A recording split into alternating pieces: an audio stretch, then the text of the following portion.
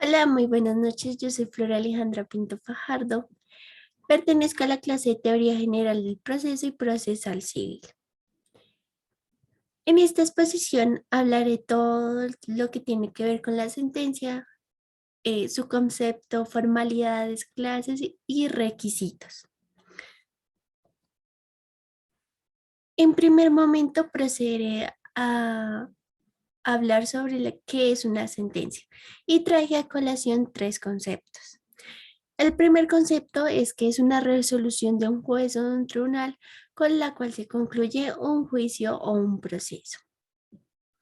En la segunda definición está la traje de la Corte Constitucional y la Corte se refiere a ella como las providencias del juez que deciden sobre las pretensiones de la demanda, las excepciones de mérito, cualquiera que fuera la instancia en que se pronuncie, las que deciden el incidente, el incidente de liquidación de perjuicios y las que resuelven los recursos de casación y revisión. Y la tercera definición es una decisión de carácter jurídico que expresa una definición definitiva sobre un proceso, ya sea penal, laboral o civil. En conclusión, la sentencia judicial da por finalizado ese litigio. Pero bueno, vamos a hablar un poco más sobre qué es una providencia. Las providencias es aquel medio de comunicación que hay entre un juez y las partes que conforman el proceso. Según el artículo 278 del Código General del Proceso, hay dos clases de providencias, los autos y las sentencias. Los autos son decisiones generales que se adoptan en el transcurso del proceso, pero estas no resuelven como tal el problema jurídico, mientras que la sentencia le da la finalidad a ese proceso. Bueno, ahora hablaré sobre las atribuciones de las salas de decisión y del magistrado sustanciador. El artículo 35 del Código Procesal eh, se refiere a que corresponden a las salas de decisión dictar las sentencias y los autos. En Colombia funciona de la siguiente manera, que aquellas sentencias las profieren el juez o el tribunal de primera y única instancia, pero ya los últimos recursos son las altas cortes, como es la Corte Constitucional y la Corte Suprema de Justicia. Entonces traje a colación un mapa para explicar cómo funciona la jurisdicción ordinaria frente a la materia civil. En primer momento está el juzgado civil municipal y es aquella figura jurídica que se encarga de aplicar la justicia en los municipios. En segundo grado está el juzgado civil del circuito, que conoce procesos de primera instancia y contenciosos en mayor y menor cuantía, que sea parte de la nación, los departamentos, las comisarías, los establecimientos públicos, empresas industriales o comerciales, etcétera. En tercer grado están los juzgados de civil, familia, penal y pequeñas causas. En el cuarto grado está el Tribunal Superior del Distrito Judicial y este tiene su especialidad para poder resolver situaciones que le competen. Aquí entra el tema de la jurisdicción y de la competencia. Por regla general, existe uno en cada departamento y la sede está en esa capital del departamento. Un claro ejemplo puede ser en el Valle del Cauca, que la sede está en Cali. Y en el quinto grado está la Corte Suprema de Justicia, que es la más alta instancia judicial de la jurisdicción ordinaria. Ahora hablaré un poco sobre un análisis jurisprudencial que me parece competente y es las clasificaciones de las sentencias constitucionales. En primer momento está la sentencia T, la sentencia tutela, que es aquella que le compete derechos fundamentales, que principalmente fueron vulnerados o violentados. Aquí están los efectos interpartes, que es entre el accionante y el accionado. Está la sentencia C constitucional, que es erga omnes, que significa efectos para todos los ciudadanos. Un claro ejemplo es la sentencia C 355 del 2006, que habla sobre la interrupción del embarazo. En ese entonces, la Corte Constitucional dejó liberada tres causales para proceder a dicha acción. Y la sentencia CU, que es la sentencia de unificación o sentencias involucradas. La Corte señala este proceso como una selección de tutelas sobre un mismo derecho para unificar este criterio. Ahora, hablaré un poco sobre el contenido de la sentencia. Esto lo encontramos en el artículo 280 del Código General del Proceso.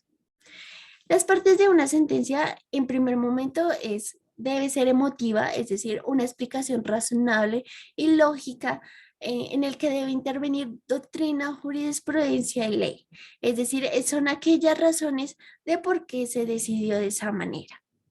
Y la segunda parte, la resolutiva, es esa decisión expresa, clara, sobre cada una de las pretensiones, las excepciones de mérito, costas y perjuicios que causó esa demanda. Ahora, hablaré un poco más también de la sentencia constitucional, que se conforma por tres partes. Aquí está la obiter dictum, que son aquellos antecedentes e intervenciones. Las intervenciones las realizan aquellas instituciones en el que dan su punto de vista sobre los hechos de esa demanda. En segundo momento está la ratio decidendi, que son las razones que expresa la Corte sobre los hechos o el problema jurídico que compete esa demanda. Y la decisión es el fallo de la Corte Constitucional.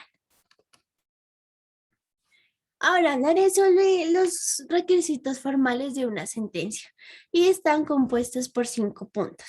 En primer momento está el encabezamiento, que son aquellos datos de las personas involucradas y de sus apoderados judiciales, en donde debe expresar el nombre, la identificación, su domicilio y demás. También se debe tener en cuenta que se debe poner la fecha, el lugar, a qué juez le compete, la cuantía y demás. Todo eso se encuentra en el Código General del Proceso. Están las sentencias de hechos y hechos probados. Los hechos probados son es aquella explicación de forma literal de las peticiones de las partes que intervienen en el proceso. Y los hechos probados es como lo que se le cuenta al juez, pero a su vez debe ir argumentada con pruebas verídicas. Están los fundamentos jurídicos o los fundamentos de hecho, que son aquellos argumentos que han motivado la intervención en favor de una de las partes. Y la sentencia o parte dispositiva del fallo es la que contiene la decisión y a su vez la que determina el futuro del acusado. Aquí hago un paréntesis y voy a hablar sobre qué es un requisito legal: la información sobre los recursos ordinarios. Según esto, en las sentencias se debe explicar qué se puede interponer ante este recurso. Ya sabemos que existe recurso de casación, recursos de apelación, etcétera. Ahora hablaré sobre cuáles son los requisitos exigibles de una sentencia. Bueno, proceder a hablar. La sentencia debe dictarse en un periodo de tiempo determinado en función del procedimiento del que se trate. Entonces voy a traer a colación un ejemplo. Por ejemplo, yo interpongo una demanda contra un establecimiento público, pero resulta y pasa que el juez me la devuelve, entonces debo subsanar. Y el lapso de tiempo es de 5 días. O sea que es un requisito exigible no pasarme esos 5 días, o si no, ya no es aceptable. Ahora hablaré. Según la forma, la sentencia se clasifica en sentencia escrita, que es la que ya conocemos, la convencional, y la sentencia oral. Esto se da más que todo en derecho penal, que son los juicios orales acusatorios. Ahora hablaré sobre, según la posibilidad de impugnación. La impugnación en derecho es interponer un recurso contra una decisión judicial. Puede ser sentencia firme. Sentencia firme es aquella que no se puede interponer ningún recurso, no es aceptable. Y la sentencia recurrible es aquella que se puede disponer de cualquiera de los recursos de impugnación, según el efecto que proceda de la sentencia. Entonces se compone en cuatro momentos. Está la constitutiva. La constitutiva es crear, modificar o extinguir una relación jurídica. La declarativa es de dar, hacer o no hacer. La de condena, su propia palabra lo dice, es condenar al acusado de ese hecho jurídico. Y la absolutoria es dejar al demandado al suelto por falta de pruebas, que eso le compete más al demandante. Ahora, según la instancia, en única instancia es cuando no es susceptible de apelación. Primera instancia es aquella que el tribunal de primer grado de jurisdicción dicta a cargo de apelación. La segunda instancia es cuando aquella sentencia es apelable y el recurso de apelación es interpuesto. Entonces, por conclusión, la decisión del juez ya es de segundo grado.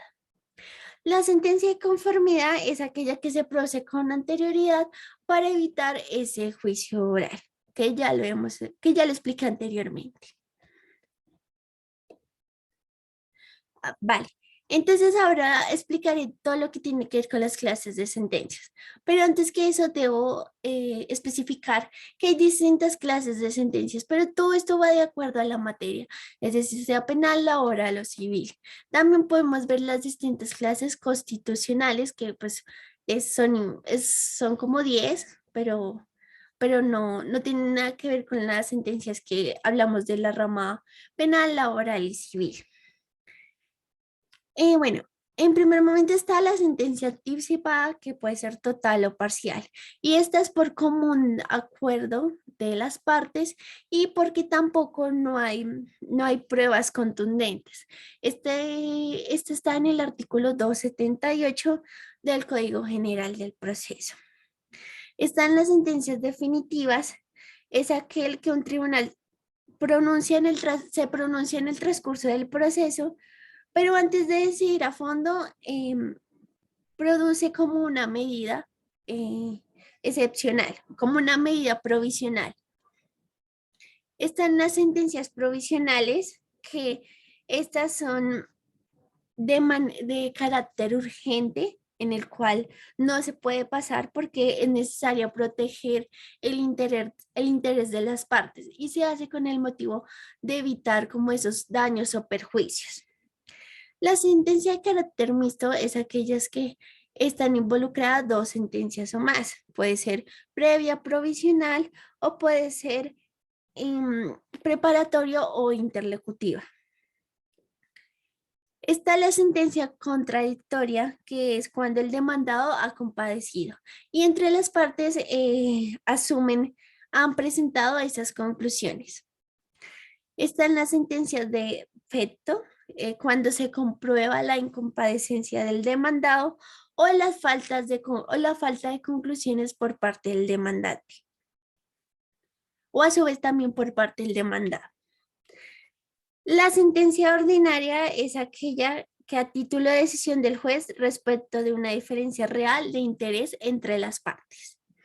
Y la última es la sentencia ejecutoriada, que esta tiene que ver más con la cosa juzgada, y es aquella sentencia que ya no admite recurso judicial y se puede exigir el cumplimiento incidental o iniciar una demanda ejecutiva si es el caso. Aclaración, corrección y adición de las pruebas. Según el artículo 285, 286 y artículo 287 del Código General del Proceso, hablan sobre este tipo de tema. Entonces, la aclaración es aquella, la sentencia no puede ser revocable ni reformable por el juez que la pronunció. Cuando esta puede ser declarada de oficio o a solicitud de la parte. En el sentido de la corrección es cuando hay un error, pero esto le compete es al juez que tomó la decisión, ya sea de oficio o demás. Esto ha sido todo. Realmente espero haya sido como concreta frente a este tema. Muchas gracias y feliz noche.